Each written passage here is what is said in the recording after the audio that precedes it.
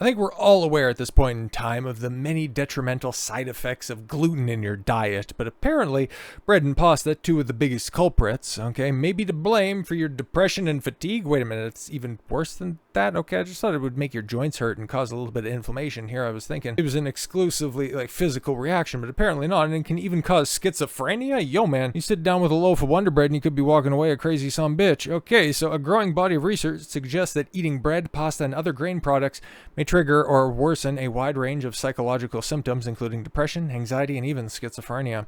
Experts warn that some people could be especially at risk with those mealtime staples quietly sabotaging their brains every time they take a bite. The key culprit, yes, researchers theorize, is gluten.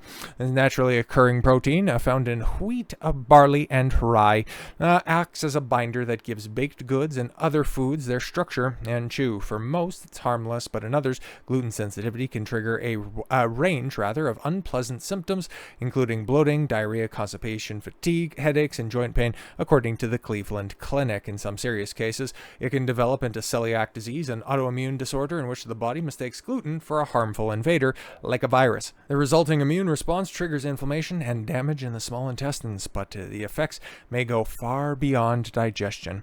Inflammation that starts in the gut doesn't just stay in the gut. It can have a damaging effect on the brain. Dr. Emerin Mayer, a gastroenterologist and a neuroscientist, told Psychology Today.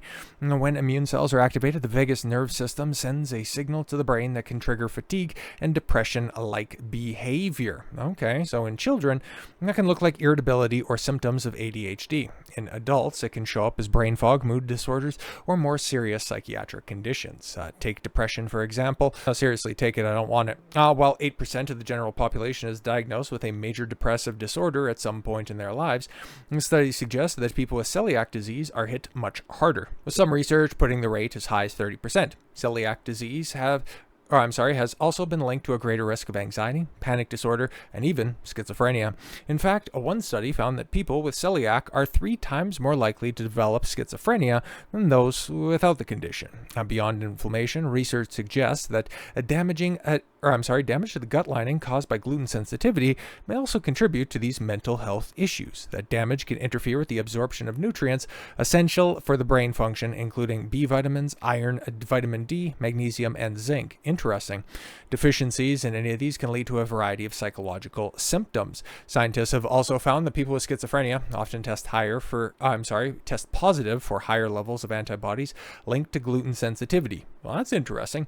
Hinting at a possible connection between the two. These antibodies can cross the placenta, and studies show that mothers with elevated levels may increase the risk of psychosis in their children. Oh no, hey man, if you ever want another reason not to stick your dick in crazy, well, there you go. We don't know everything, but there's another step closer to connecting the dots about this illness. Deanna L. Kelly, a psychiatric professor at the University of Maryland School of Medicine, who has spent the past 15 years leading clinical trials in schizophrenia and severe mental illness. The research is mixed about can gluten-free diet help.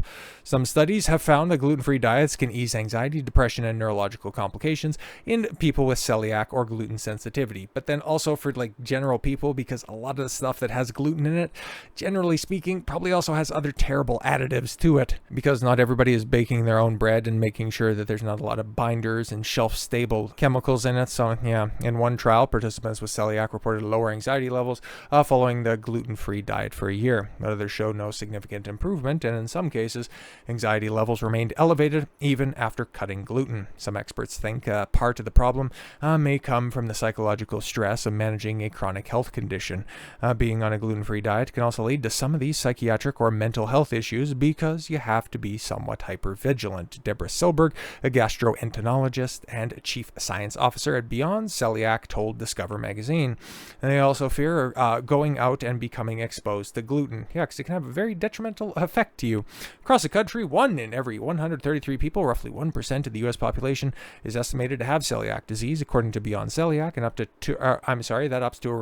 that adds up, there we go, to around 2 million Americans. Researchers believe that the number of people affected by gluten intolerance is in fact much higher. Studies estimate that about 6% of the US population, or roughly 20 million people, may be sensitive to gluten. And yes, there are many other anecdotal, I'll give you that one. It's anecdotal evidence that just simply eliminating gluten from your diet can overall just have a positive impact, whether or not you have celiac disease, whether or not you are gluten sensitive. If you get rid of a lot of the processed crap that is out there that passes itself off as a healthy and nutritious whole grain options, yeah, you're doing yourself a massive favor. And hey, what do you have to lose other than a couple of potentially dangerous mental health conditions? So with all that said, thank you all very much for the gift of your time. I've been Don Consuelo. I want you to follow your gut and get after it.